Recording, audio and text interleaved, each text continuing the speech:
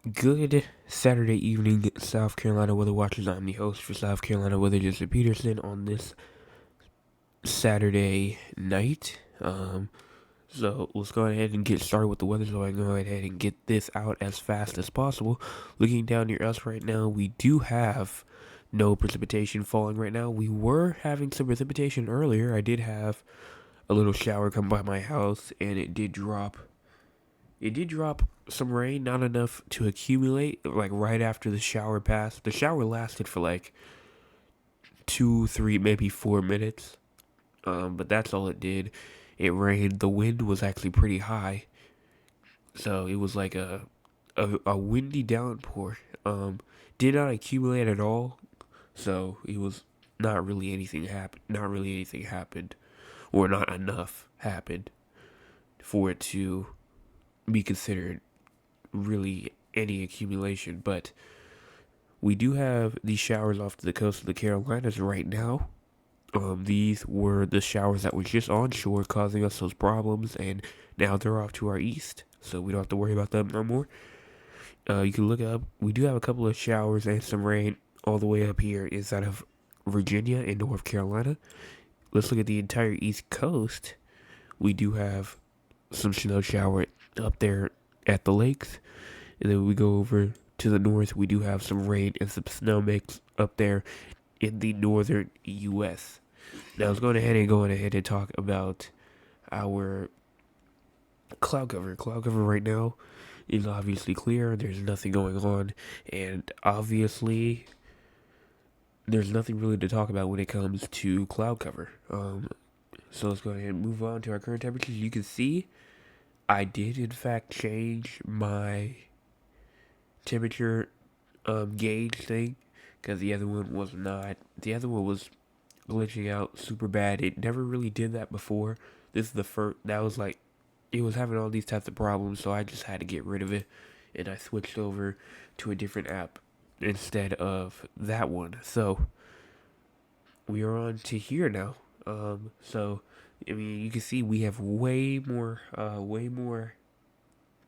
I should say towns and cities to talk about instead of just the little couple that we had. And this one's not as laggy either. And you can also kind of see like the wind map with it as well. It has wind with it. It has let's see, it has wind, humidity, it has clouds, it has waves, it has air quality, rain slash thunder. It has the satellite and the radar. So it has all this type of stuff. So a bunch of customization that we can do with this. So for sure, so let's go ahead and look at current temperatures right now. Current temperatures are around 55 in Charleston, 46 in Myrtle Beach, 48 in Florence, 48 in Columbia, 53 in Hampton, 52 in Augusta, 44 in Greenwood, and 41 in the Greenville-Spartanburg region. Down to our south, 57 in Savannah, 59 in Tallahassee, 55 in Gainesville, 57 in Orlando, 59 in Sarasota, and then to our west, 50 in Birmingham, 46 in Atlanta. Let's just do the random town. 44 inside of Athens, 39 in Chattanooga, 50 in Birmingham, 43 in Florence, 43 in Huntsville, 57 in Montgomery, 59 in Mobile, 59 in New Orleans, and 59 in Shreveport. To our north, 30 in Asheville, 41 in Charlotte, 41 in Raleigh, 46 in Greenville and Fayetteville, North Carolina, and then 48 over there inside of Wilmington. So, here's our minimum temperatures for tonight. Minimum temperatures for tonight can reach around 29 up there in the Greenville-Spartanburg region as well as Greenwood, 28. We do have around 33 near Columbia, 33 near Sumter, 35 near Florence, 40 near Myrtle Beach, 41 near Charleston. And when we go down to our south coast, I was about to do the thing again. We don't need to do that. We only talk about South Carolina for this segment. So let's go ahead and those are our current temperature. Those are our minimum temperatures for tonight. So get ready for below freezing temperatures if you're in the upstate or the northern Midlands.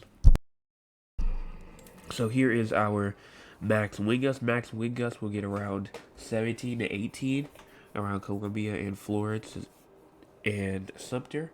We will have those gusts also around 23 at Charleston, 20 at Myrtle Beach, 23 up there in Greenville, Spartanburg, 11 up there in Greenwood, 14 in Augusta.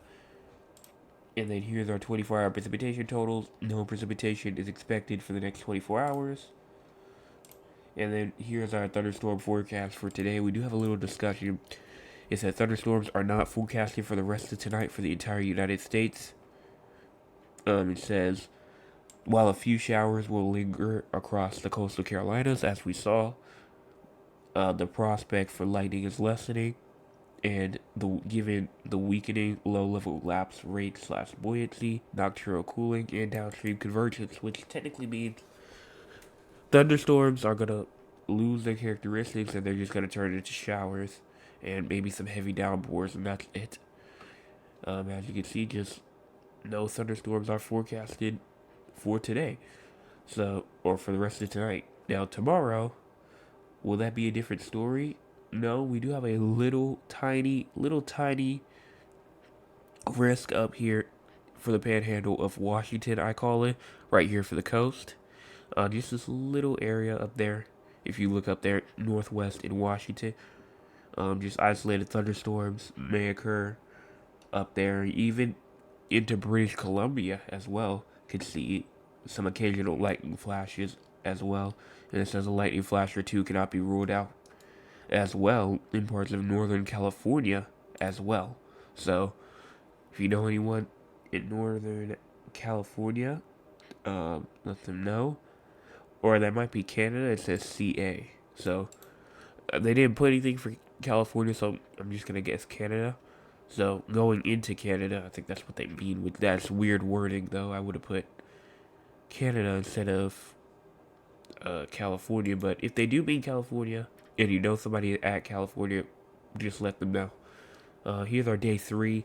We do have a TSTM for a lot of the United States.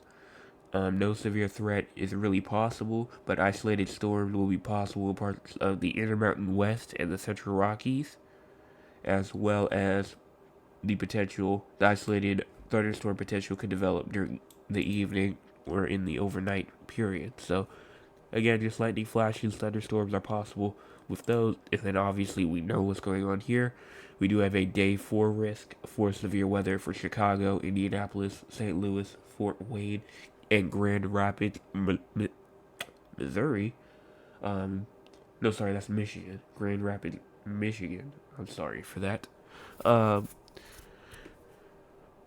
Here is our day 5. We do have a day 5 risk of severe weather for Memphis, Nashville, Louisville, Kentucky, Lexington, Fayette, Kentucky, and Huntsville, Alabama. So we do have a day 5 with a 50% risk of severe weather. Let's go ahead and move on to our excessive rainfall. No excessive rainfall is possible for tonight. Day 2, no excessive rainfall is possible for the next day, and then same thing for Tuesday as well. Day 1 through 3, we do have a little red area up there inside of the northwest, and then we also do have the GFS model that we can bring up. I'm going to go ahead and bring up actually the other GFS model because that one's updating right now. So let me go ahead and do this. Alright, so I'm going to go ahead and exit out of that one. I'm going to switch over to scene 2. And let's go ahead and go on talk about the GFS. So, here we are about 1 a.m. tonight. We do have this little cold/air boundary that's kind of split. We push this forward, the warm air will try to take over. We get a little high pressure, and then we have a potential to see a couple of showers for northern South Carolina around February the 27th. And then here it is, this big severe weather event that we're watching for portions of Michigan all the way down into Missouri and Alabama. And we push this forward. I mean, and then this will have also some insane snow on the backside. Unfortunately, it's not for us, but some insane snow for Kentucky, Ohio, Virginia, West Virginia, even the Appalachian Mountains as well. And that will push off.